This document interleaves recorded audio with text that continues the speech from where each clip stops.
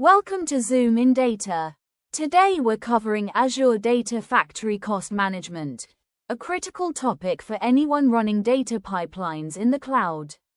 We'll break down how ADF pricing works, what drives your bills, how to monitor and forecast costs, and proven strategies to optimize and reduce expenses without sacrificing performance. Let's get into it and help you keep your ETL budgets under control. Azure Data Factory uses a straightforward pay-as-you-go pricing model with no upfront commitments. It's fully serverless, so you pay only for actual consumption. Billing breaks down into orchestration for pipeline and activity runs, data movement charged by data integration units or DIUs and hours, and data flow transformations based on vCore hours of compute. There are also costs for self-hosted integration runtimes if you provision your own infrastructure, plus minor charges for monitoring and logging. Prices are in US dollars with regional adjustments, and the best way to get accurate estimates is through the official Azure pricing calculator. The main cost drivers include orchestration fees, roughly $1 for every 1,000 activity, trigger, or debug runs. Data movement is charged per DIU hour, depending on how many units you allocate and how long they run. Data flows incur vCore hour charges based on core count and execution duration. If you use self-hosted integration runtime, you pay for the underlying VMs or compute resources you provision. There's a small nominal fee of about 40 cents per month for inactive pipelines unused beyond 7 days. Other minor costs can come from data egress, linked services, or associated storage. Before deploying anything, estimate costs using the Azure pricing calculator on the Microsoft site. Input details like expected activity runs, DIU hours for data movement, vCore hours for data flows, and your integration runtime type. There's an ADF-specific section to make it easier. Factor in your region, currency, and any discounts or reservations. Do this early in the design phase and keep updating the estimates as your architecture evolves to avoid surprises. Once running, monitor costs directly in the Azure portal under Cost Management plus Billing, then Cost Analysis. Filter by your Data Factory resource, specific meters like orchestration or DIUs, or use tags for finer breakdown. You'll see actual spend versus forecasted trends, with details by pipeline, activity type, or integration runtime. Export reports to CSV or Power BI for deeper review, and set the scope to subscription or resource group level for targeted insights. Azure Cost Management provides powerful tools including detailed cost analysis and forecasting to predict future spend.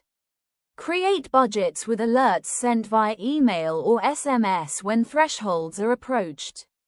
Use cost allocation tags like project or environment to track ADF costs accurately. You'll get recommendations, such as right-sizing integration runtimes, and advisor insights tailored to Data Factory. For advanced visualization, integrate everything with Power BI dashboards. Setting budgets is straightforward in cost management. Go to Budgets and create one scope to your subscription, resource group, or specific data factory. Define the budgeted amount and period, like monthly or quarterly. Configure alerts at key thresholds such as 50%, 75%, and 100% of the budget. Link to action groups for notifications via email, Logic apps, or other channels. Review and adjust these budgets regularly based on actual usage patterns. Integration runtime is often the biggest cost area. For Azure IR, enable auto-scaling and set a time to live or TTL to pause idle clusters automatically.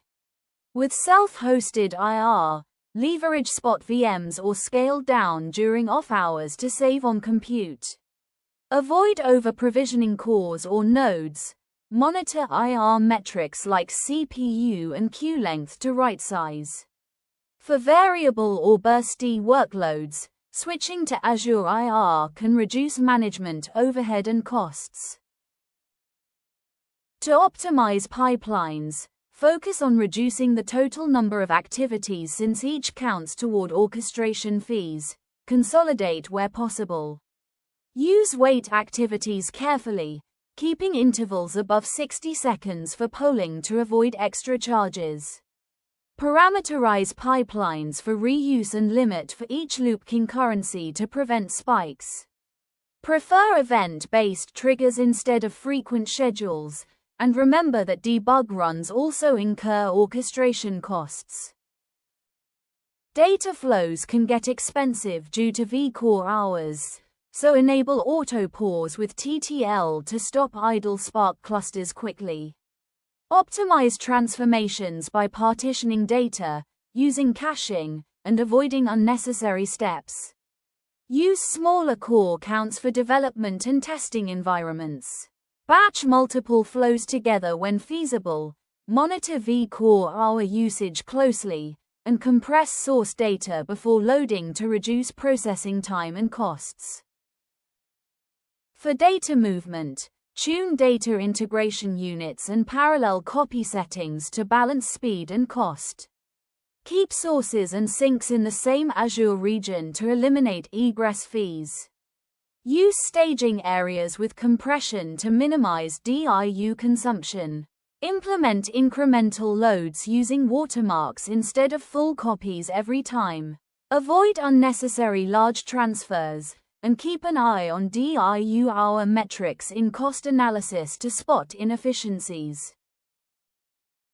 For predictable, long-running workloads, Azure reservations let you commit for 1 or 3 years on DIUs or vCores, delivering savings of up to 35 to 65% compared to pay-as-you-go. Azure savings plans offer more flexibility for compute usage across services. These apply directly to ADF data flows and data movement. Check eligibility and purchase in the reservations blade in the Azure portal, and combine them with your existing pay-as-you-go usage for hybrid savings. To summarize best practices, always estimate costs early using the pricing calculator. Tag your data factory resources for accurate cost allocation. Set budgets and alerts right away to stay proactive. Optimize integration runtime with TTL and auto-scaling. Minimize activity counts and debug runs wherever possible. Shift to incremental loads and event-based triggers. Review spend monthly in cost analysis, and apply reservations or savings plans for steady, predictable workloads. Watch out for these common pitfalls that drive up costs unexpectedly. Over-parallelism in activities can spike DIU consumption dramatically. Idle data flow clusters without TTL waste vCore hours. Frequent scheduled triggers add orchestration fees unnecessarily. Unused pipelines can still incur small monthly charges. Without proper tagging, it's hard to allocate costs accurately. Debug runs count toward billing, so limit them. And always prefer incremental over full copies to avoid excessive data movement charges.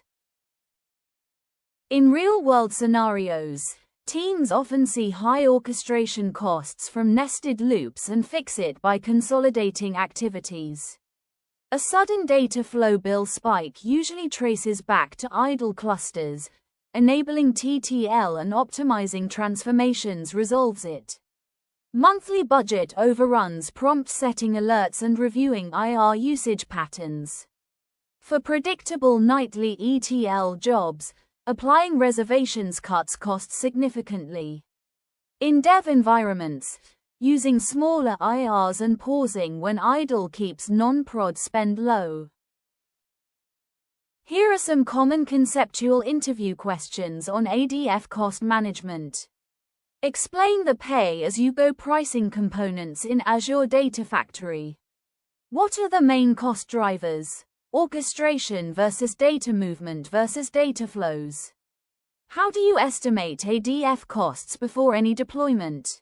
What's the difference in costing between Azure Integration Runtime and self-hosted IR? How do Azure reservations or savings plans apply specifically to ADF? Now for scenario-based questions. Your monthly bill is unexpectedly high. What are your first troubleshooting steps? How would you optimize an expensive data flow pipeline that's driving up vCore hours? Set up a budget alert specifically for a spike in failed pipeline runs. Migrate predictable nightly pipelines to reservations for savings.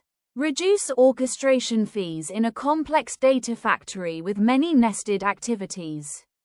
And what's your strategy to separate and control costs between dev and production environments? That wraps up our session on Azure Data Factory Cost Management. From understanding pricing to monitoring, budgeting, and optimizing for real savings. Thank you very much for watching. If this helped you get a handle on controlling ADF costs, please subscribe to ZoomInData for more Azure Data Factory and data engineering topics. Like the video if it was useful, drop any questions or your own tips in the comments, and share it with your team or network. Thanks again. See you in the next one.